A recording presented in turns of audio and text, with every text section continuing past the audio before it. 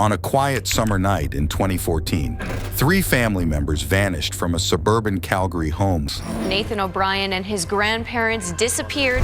And they now confirm there was a violent incident inside the home. Nathan, we love you big. You're gonna see you, we're gonna see you, and we love you so much. Please continue to pray with us for the safe return of our parents, Alvin and Kathy Liknes, and our nephew, Nathan O'Brien. We don't know where these people are. We're still very optimistic that they're alive. What began as a peaceful weekend estate sale Tale paradise. Yeah, fairy tale. Well, like every fairy tale.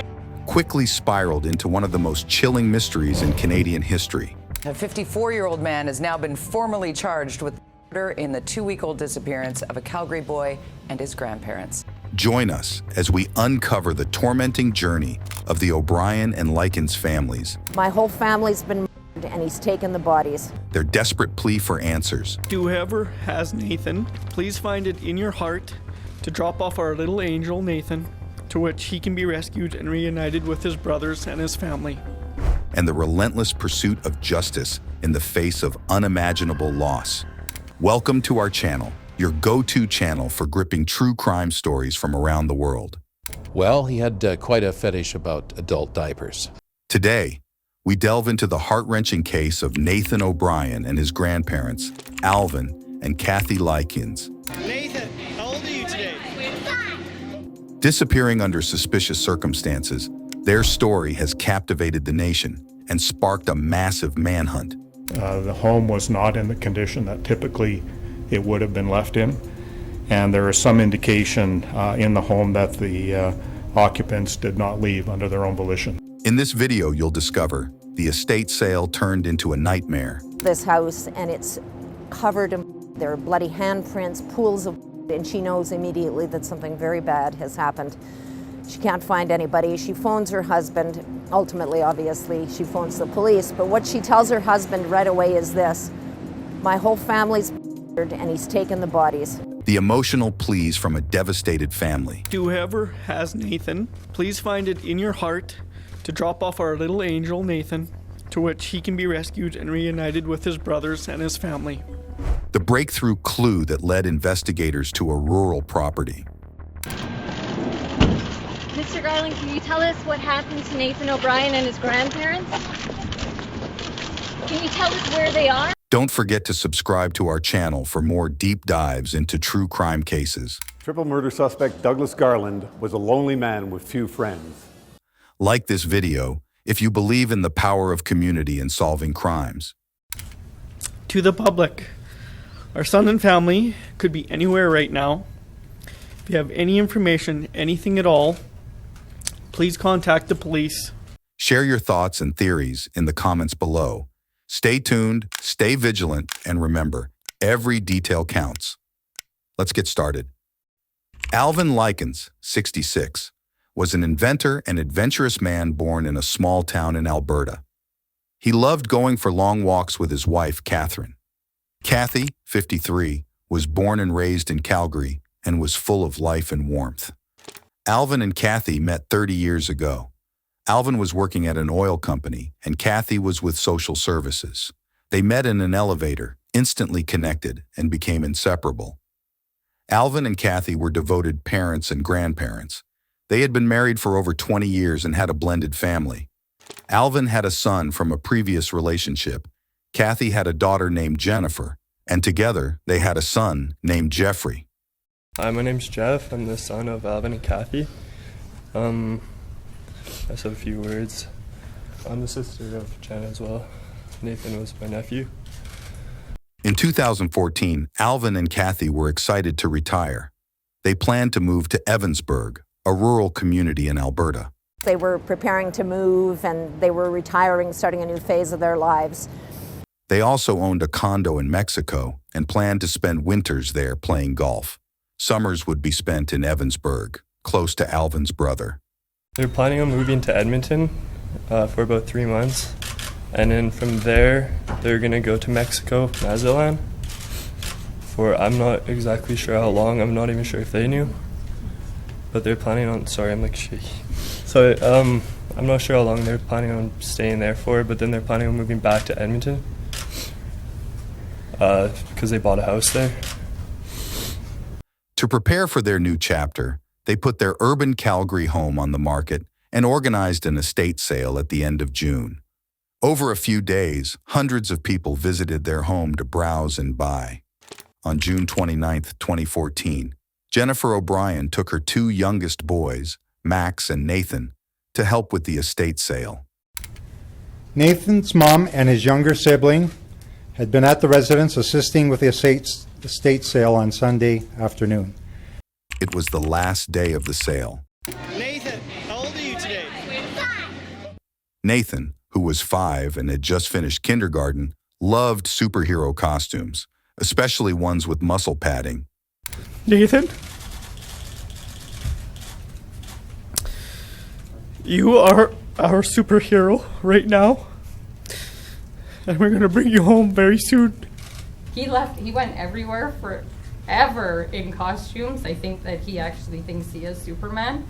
And we didn't even buy him clothes, we bought him costumes because he loved to dress up, and that's why we refer to him as our superhero, because I know he's strong. Alvin and Kathy also took their two grandsons to a nearby playground. He was swinging on the swings with my son and my grandchildren, and yeah, just really a joiner and very outgoing and gregarious. Alvin and Kathy lit up whenever they spent time with them. Nathan was the most loving human being, and throughout that whole sale, when I went there on Sunday with my son and he was there, and people would buy stuff, and my mom was being herself, being a sales lady, and she was just so friendly to everybody. And Nathan kept saying, Grandma, you have to make sure that you tell them thank you. When the sale ended, they ordered food and watched a movie together on a pull-out sofa bed in the basement. And they spent this blissful afternoon together, ordering Chinese food with some of their proceeds from the sale. And Nathan didn't want the day to end and asked if they could all sleep over. Paradise. Yeah, got like every fairy tale imaginable. Jennifer put Max to bed in the upstairs bedroom and planned to stay the night herself. But Max became restless. Anyway, the little baby couldn't settle. He liked to sleep with his whole body pressed up against the slats of his crib. So she decided to take him home and return in the morning. Nathan's mom left the residence with her youngest child around 10 p.m., leaving Nathan to have a sleepover with his grandparents. Jennifer told the police that she left her parents' home with her baby at about 11 p.m. and locked the door behind her. The next morning, Jennifer tried calling her mother, but there was no answer. She drove over and was surprised to find the door ajar, especially since she remembered locking it the night before. She walked through the door and found a horrific crime scene that would haunt her forever. This house, and it's covered in their bloody handprints, pools of blood. Something terrible had happened to her parents and her son. At approximately 10 a.m. today, police were called to an address by a mother who attended the address to collect her 5-year-old son. The son was staying at that location with his grandparents. The child and both grandparents were not at the residence, and, despite the efforts of several CPS units, have not been located since. Jennifer O'Brien was frantic when she realized her parents and 5-year-old son were missing from their home. She called out for them, and getting no response, left the house to call her husband, Rod. What she tells her husband right away is this: my whole family's been murdered and he's taken the bodies. Rod advised her to dial 911. The operator instructed her to wait in her car in case someone dangerous was still inside. Police arrived within minutes and conducted a thorough search of the house. Inside the house, investigators found clues that pointed to a violent incident. It was discovered, and Alvin's phone was found in a box in the bedroom while Kathy's phone was discovered by first responders, indicating they hadn't left willingly. Nathan's little bamboo purse was also found. Both of the couple's vehicles were still at the house, and there was no immediate indication that Alvin and Kathy had any criminal background or associations. We don't know the motive behind this. Right now, we have 3 individuals who have disappeared under suspicious circumstances. Jennifer had some suspicions about an individual at the estate sale who might have scoped out the property with ill intentions. As police delved deeper, they found the lock on the side door had been tampered with. With no clear motive and a growing sense of urgency, police efforts intensified. The search expanded, involving over 200 officers who scoured nearby areas. Despite their extensive efforts, the bodies were not found. I also like to acknowledge and thank more than the 200 officers, analysts, and investigators who have worked this file nonstop for the past 2 weeks. This has included uniformed members, specialty investigative units, and our search partners with Calgary Search and Rescue and the RCMP. The case, which began as a missing persons investigation, quickly turned into a homicide investigation due to the overwhelming evidence of foul play. On June 30th, 2014, by 5 p.m., an Amber Alert was issued for Nathan O'Brien. At 5:15, an Amber Alert for Nathan O'Brien. Police quickly began canvassing the neighborhood. Police go door to door. They knocked on every door in search of Nathan and his grandparents. And we have canvassed the area for CCTV video. We have obtained video and in the process of reviewing it now. They were also focused on identifying potential suspects. Authorities considered anyone with a history of break-ins or sex offenses, as well as high-risk individuals in the area. Within hours of Jennifer O'Brien's 911 call, forensic investigators were examining the Liknes home. They documented and photographed all evidence, both inside and outside. These suspicious stains on the walkway beside the house. Investigators noticed what appeared to be drag marks, suggesting that someone had been pulled across the driveway and loaded into a vehicle. I can tell you, though, that the Forensic Crime Scenes Unit did examine some marks on the side of the house, and we're in the process of determining their relevance to the investigation. Investigators found fingerprints and fibers, but the recent estate sale had introduced many unknown people into the house, complicating the investigation. A blood spatter expert analyzed the blood found on the main floor, second level, and the lower level near the garage and family room. Using Leuco Crystal Violet, she found footprints and swipe marks consistent with a mop, indicating a cleanup attempt. One blood stain in particular haunted and gave hope to the investigators. On the stairwell, there was a child's handprint. The position of the handprint indicated that Nathan was standing and moving, offering a glimmer of hope that he might still be alive. The disappearance of Nathan and his grandparents gripped the nation. Neighbors and strangers showed their support by placing flowers, cards, balloons, and teddy bears on the Liknes' front lawn. Green ribbons were tied around trees and lampposts as a symbol of hope for their safe return. On July 2, 2014, surrounded by their extended family, Nathan's parents, Jennifer and Rod O'Brien, made a heartbreaking public plea for help. Rod pleaded with whoever had taken Nathan to drop him off somewhere safe so he could be reunited with his family. To whoever has Nathan, please find it in your heart to drop off our little angel, Nathan, to which he can be rescued and reunited with his brothers and his family. Jennifer reassured Nathan that his grandparents, Alvin and Kathy, were taking care of him. Nathan, I need you to hear my voice right now, and I need you to know that Mommy and Daddy love you more than anything in this world. And we can't be with you right now, but the best people that can be with you other than us is your grandparents. And I know Grandma's holding you so tightly right now and taking care of you, and they are doing everything in their power to keep you safe. So I need you to know that. Stay strong, Nathan. Stay strong. We know you are our superhero, and I just need you to stay strong, and we are going to see you. We're going to see you, and we love you so much. The family and police hoped this heartfelt plea would spur someone to come forward with information. To the public, our son and family could be anywhere right now. If you have any information, anything at all, please contact the police. Staff Sergeant Doug Andrus expressed the seriousness of the situation, recognizing the suspicious circumstances of the disappearance, but remaining hopeful that they would find Nathan, Alvin, and Kathy alive. There was a violent incident in the residence.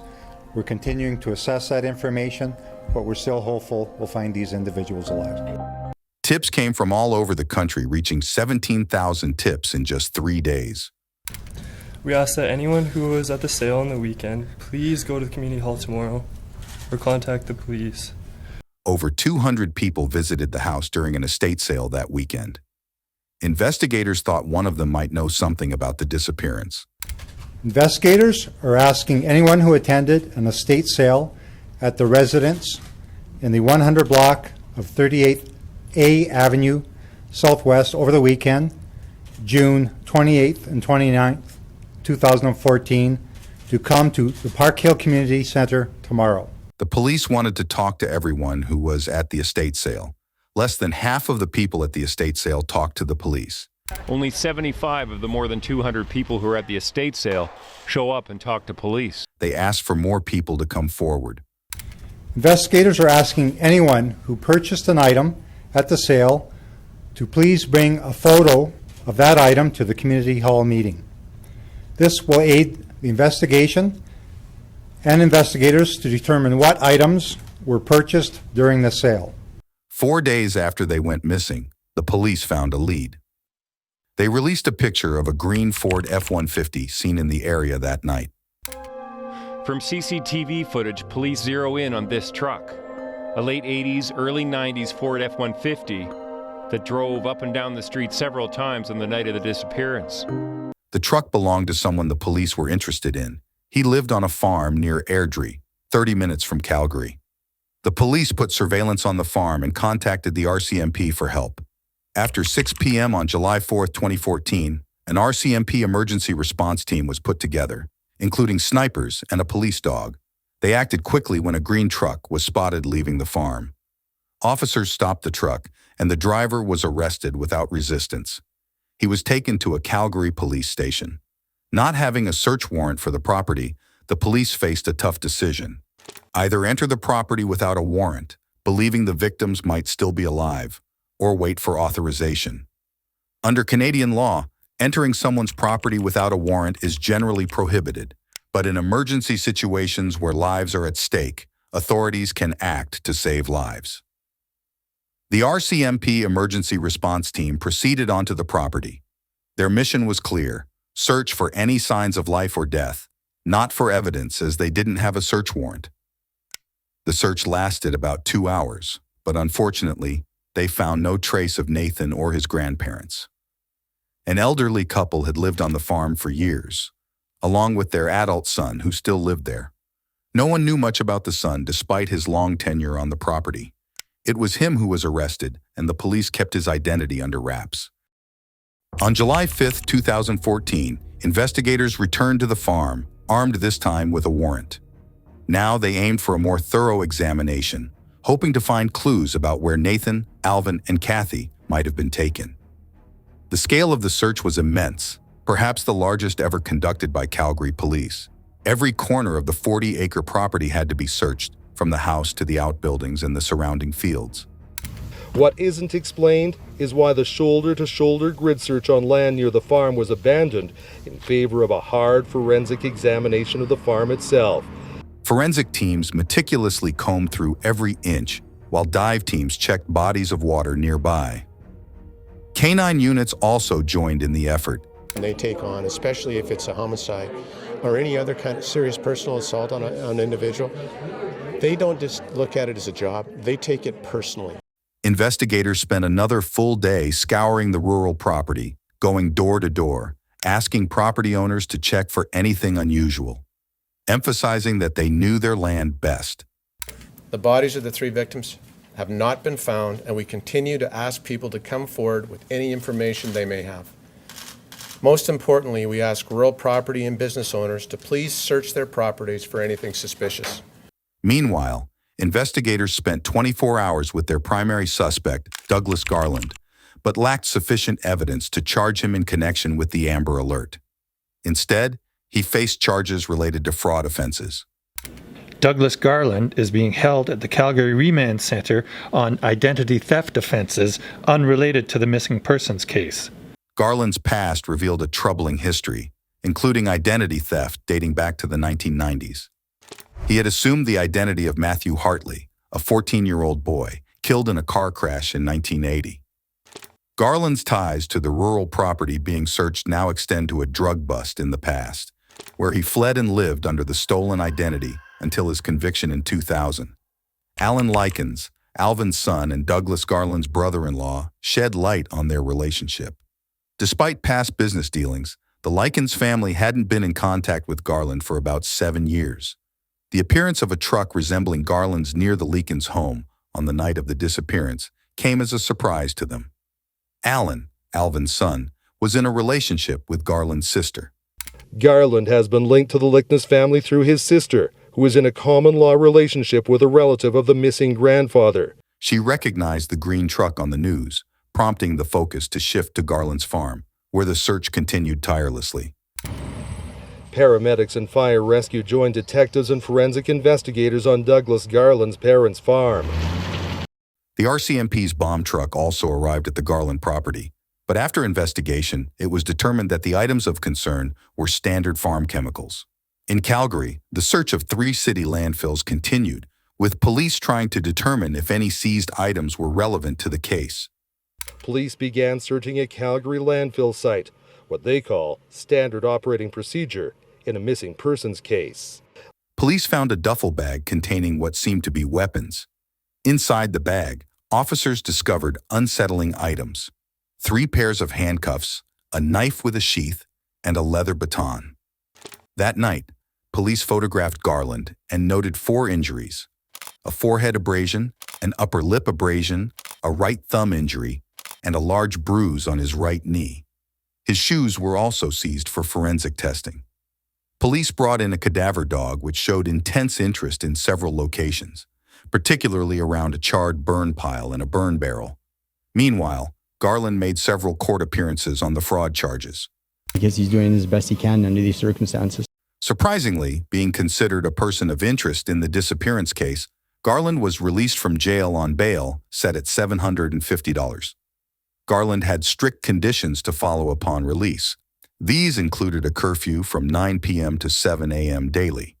Although Garland expressed concerns about the curfew conflicting with his farm work, the judge clarified that he would be released to transitional housing, not the farm, as it remained under police search. Garland's release didn't change his status as the primary suspect. He was under constant surveillance, with police hoping he might provide clues about Nathan and his grandparents' whereabouts. However, what followed was unexpected, a twist that would alter the course of the investigation. Despite being under constant surveillance by an elite covert team called Strike Force, Garland ventured back to the farm, defying expectations. Belief was he was trying to get rid of maybe a little more evidence. 2 days after his release, officers observed Garland driving towards his parents' property. What was supposed to be a routine traffic stop turned into a dramatic foot chase in the darkness of rural land.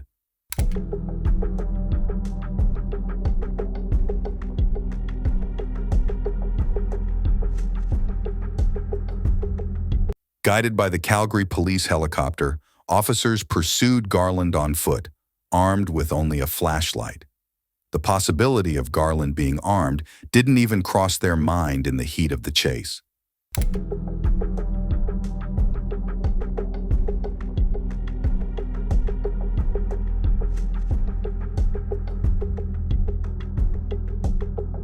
The helicopter's bright light revealed Garland crawling on his hands and knees, attempting to evade capture.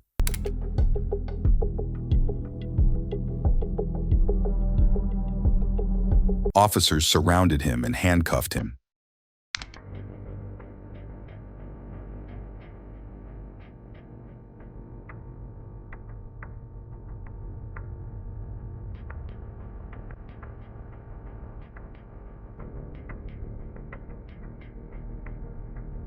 At 1:30 in the morning on July 14, 2014, Douglas Garland was back in custody, this time charged with murder. A 54-year-old man has now been formally charged with the murder in the 2-week-old disappearance of a Calgary boy and his grandparents. Calgary's police chief made a sad announcement, signaling the end of hope for Nathan O'Brien's safe return. At approximately 1:30 a.m. today, officers arrested a man in the Airdrie area. He is currently in custody, and charges of 2 counts of first-degree murder and 1 count of second-degree murder are pending. Until he has seen a justice of the peace, I'm prohibited from releasing his identity. The Amber Alert in relation to this file has been discontinued. However, the bodies of the 3 victims have not been found, and we continue to ask people to come forward with any information they may have. Chief Hansen, cautious about revealing too much, assured the public of the thorough investigation. He promised unwavering pursuit of any leads to bring comfort to the family and community. That night, as Garland faced formal charges, he remained silent, declining to answer pressing questions. Mr. Garland, can you tell us what happened to Nathan O'Brien and his grandparents? Can you tell us where they are? Do you plan to help police find Nathan O'Brien to return him to his parents?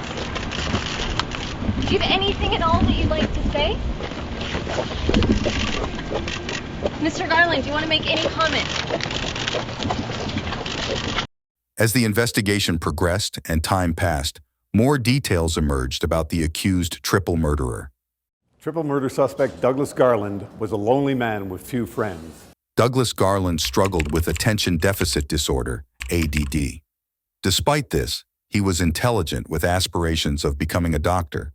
Her son was a highly intelligent man and who was a very handy man on the farm as well, constantly fixing items like the washing machine and dishwasher that broke. He even attended medical school in Alberta for a year before experiencing a breakdown and running afoul of the law. You know, and they always say highly intelligent, which he obviously was, a loner, no friends. Garland's criminal record stretched back to 1988, primarily for property crimes. However, during the 1990s, he became involved in methamphetamine production, leading to a run-in with the RCMP. Fleeing to British Columbia, he assumed the identity of Matthew Kemper Hartley, a deceased 14-year-old boy, and even secured employment in a chemical laboratory under false credentials. After another breakdown in 1997, Garland obtained insurance benefits using the assumed identity. Arrested by the RCMP in 1999, he pleaded guilty to drug offenses and charges related to identity theft, serving a short federal prison sentence. Returning to live with his parents on their farm, Garland maintained weekly psychiatric appointments in Calgary, which he missed on the day Nathan, Alvin, and Kathy disappeared. Further investigation revealed that Garland had met Alvin Liknes nearly a decade prior, facilitated by Alan Liknes and Patty Garland. Alvin Liknes was looking for someone to work with, that Doug would be possibly a good choice because, you know, he had some education and he was fairly handy. Alvin wanted Garland's help with a patent for an oil and gas field invention, a pump, which Garland contributed to but did not solely create. It never made a penny. It never got used. As the search persisted on the expansive Garland property, investigators delved into lab results from items taken from the Liknes home. Alvin's DNA was prevalent in the master suite, suggesting a violent altercation was initiated there. Mr. Garland went into Alvin Liknes's bedroom and bludgeoned him. The presence of a drag trail, stretching from the bedroom down the stairs, meant Alvin was moved forcefully before another impact at the lower landing. The blood patterns suggested Kathy was moved throughout the residence before being dragged out. Another chilling discovery was a small handprint at the top of the stairs, marked in blood, suggesting Nathan may have been steadying himself before descending the stairs. He decided that he didn't want to leave any witnesses. Additionally, investigators noted footprints left in the blood, matching Dr. Scholl's Delta II shoe. These footwear impressions would play a pivotal role in the investigation. Douglas Garland's DNA was conspicuously absent from the Liknes home. However, evidence found at the farm explained why. Tyvek suits, commonly worn by crime scene investigators, were found. These white suits that the forensic people wear when you see them on TV shows, they believe that he was wearing those. Teeth were discovered on the stairs, consistent with Alvin Liknes' dental records. The presence of teeth on the stairs implied he was alive, as there would be no reason to knock out teeth if Alvin was already deceased. Initial examination of the Liknes home found an obvious point of entry. The side door lock had been drilled twice. The drill holes rendered the lock useless, allowing entry. Mr. Garland had drilled a hole in one of the locks. The damaged lock was meticulously documented and analyzed by experts. Chemical testing of the green truck's interior yielded positive results for Catherine's DNA in multiple areas, including the license plate. The trial uncovered gruesome details about the disappearance of Nathan O'Brien and his grandparents, Alvin and Kathy Liknes, for the first time. The evidence presented painted a disturbing picture of planned and deliberate murder by an obsessive killer. Despite exhaustive searches, the bodies of the victims were never recovered. And they don't even have a cause of death on these people. The prosecution's narrative suggested that Douglas Garland abducted the victims from the Liknes' home before killing and dismembering them, all because of an old grudge against a patent. And bludgeoned him. Then he went to the next room where Kathy Liknes was sleeping with her grandson. His parents testified at the trial, with his father, Archie, revealing he was bedridden and on painkillers during the time of the disappearances. Garland's mother, Doreen, testified in court, revealing her shock upon seeing the Amber Alert and informing her son that the Likneses had taken their grandson. However, Garland refused to discuss the Likneses further. Actually had found out they were missing, mentioned it to him, and he says, I don't want to talk about that. Over 1,400 exhibits were seized from the Garland farm, including a significant find on the 5th day of searching, a hard drive hidden in the basement rafters. But the hard drive was heavily vetted to remove certain images. This hard drive contained nearly 200 gigabytes of disturbing information, offering insight into Garland's mindset and fetish. Well, he had quite a fetish about adult diapers. The contents of the hard drive revealed meticulous research on execution methods, advanced interrogation techniques, and the Likneses' social media profiles. Internet searches also revealed his fixation on lockpicking, a skill directly relevant to the Likneses' home security. Surveillance footage from June 12th captured Garland's truck passing by the Liknes' home, where he likely noted the type of lock they used. His subsequent internet searches focused on defeating that specific lock, ultimately leading to the drilling method used during the break-in. He bought items such as a meat saw, spreader straps, and a set of butcher knives. They got pictures of what appeared to be a white sheet in the back of the truck, and the police believe that's where the bodies of the three were.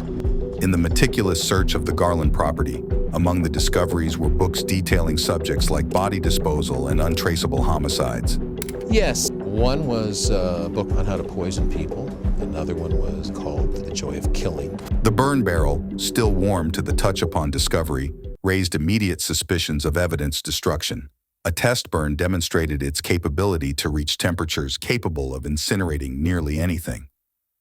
The search extended to the garage, where hazardous materials necessitated specialized teams. Among the clutter, a bottle of chloroform was discovered. Among the items Oxton talked about today were a pair of handcuffs that were suitable for restraining a child and a half-filled bottle of chloroform. Boxes containing handcuffs, leather restraints, and weapon parts, including silencers and handgun slides, implied his intentions. In the basement, investigators uncovered Garland's cross-dresser closet. The set of prosthetic breasts, the two long blonde women's wigs. They found racks of women's clothing in Garland's size and a vast collection of shoes. 89 pairs, men and women, and in his size. In another chilling find, a box of lock-picking tools and practice padlocks. Curiously, there was an empty shoebox in the closet, missing a pair of size 13 Dr. Scholl's tennis shoes, matching prints found in blood. The shoes were never found, probably because they too were destroyed in the burn barrel. But finding the empty box was a big discovery. Amidst the grim inventory, the discovery of a pair of rubber boots, meat hooks, and knives painted a gloomy picture. DNA recovered from these items further solidified the connection to the Liknes family, leaving little doubt as to the horrors they endured. DNA from all three victims on the outside of a pair of rubber boots. When this evidence came up in court, jurors were asked to feel the weight and strength of the meat hooks. They found Kathy Liknes' DNA on that. A shocking discovery came from the outbuilding, a hacksaw with a 25-inch blade. Nearby were bottles of blood stopper and a DNA-destroying agent. Forensic tests revealed both Nathan's and his grandfather's DNA on the hacksaw. Alvin Liknes and Nathan O'Brien's DNA on the meat saw. This explains the high interest of the cadaver dog on the burn barrel. That is where they found one small piece of which could have belonged to Alvin Liknes. 120 gallons of ashes were seized from the pit, containing fragments and teeth. The bone fragments in the embers of the burning barrel. Despite efforts, forensic dentistry could only confirm one tooth as belonging to a child, estimated to be between 2.5 to 12 years old. The age range Nathan O'Brien fell into. These were from a 5-year-old boy, so he burned everybody. For weeks, the trial endured a relentless onslaught of horrific evidence. However, the most gut-wrenching revelation came from aerial mapping photos taken above the Garland farm on July 1st, 2014. On that day, an aerial photographer was tasked with mapping several communities, including Airdrie. The pilot's high-tech camera snapped new pictures every few seconds. These million-dollar cameras usually capture aerial shots we're familiar with, like squares showing tiny buildings. Justice David Gates ultimately ruled the pictures would not be made public. These images, never made public and sealed by the courts, showed the bodies of Alvin, Catherine, and Nathan lying in the grass near 2 sheds. They were unclothed except for adult diapers. Figure in the grass next to them, which is, they believe, was Nathan O'Brien. The area shown in the photographs was near the southernmost outbuildings, where the grass appeared chemically burned. However, the following day, when the plane flew over the farm again, the 3 bodies were gone. The prosecution contended that Garland meticulously orchestrated the kidnapping, torture, and murder of Alvin and Kathy, and Nathan was tragically caught up in his plan. Burned everybody, apparently. Chopped them up, it looks like, and then burned the bodies. After just 8.5 hours of deliberations, the jurors reached unanimous decisions. Following the verdict, Garland, now convicted of 3 counts of first-degree murder, received the harshest sentence in Canadian history, life in prison with no chance of parole for 75 years. However, Garland's story didn't end there.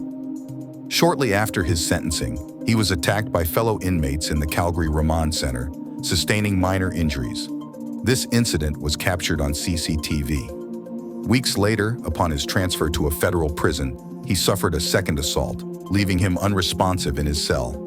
Despite his conviction, Garland appealed both his verdict and sentence. The Alberta Court of Appeal ultimately upheld Garland's convictions and the sentence, deeming it appropriate given his lack of remorse and the incomprehensible nature of his crimes. The heartbreaking saga of Nathan O'Brien and his grandparents, Alvin and Kathy Liknes, reached a tragic conclusion with the arrest and conviction of Douglas Garland. The evidence collected, from the bloodstains in the Liknes home to the critical identification of the green Ford F-150, pieced together a depressing story of premeditated violence. Despite the enormous efforts of law enforcement and the outpouring of public support, the bodies of Nathan and his grandparents were never recovered, leaving a permanent void in the hearts of their loved ones. Thank you for joining our channel on this deep dive into the tragic case of Nathan O'Brien and his grandparents. If you found this video compelling, please like this video and share it with your friends to raise awareness about the importance of community in solving crimes. Don't forget to subscribe to our channel for more insightful looks into the most gripping cases from around the world. Stay tuned, stay informed, and most importantly, stay safe. Thank you for watching, and we'll see you in the video.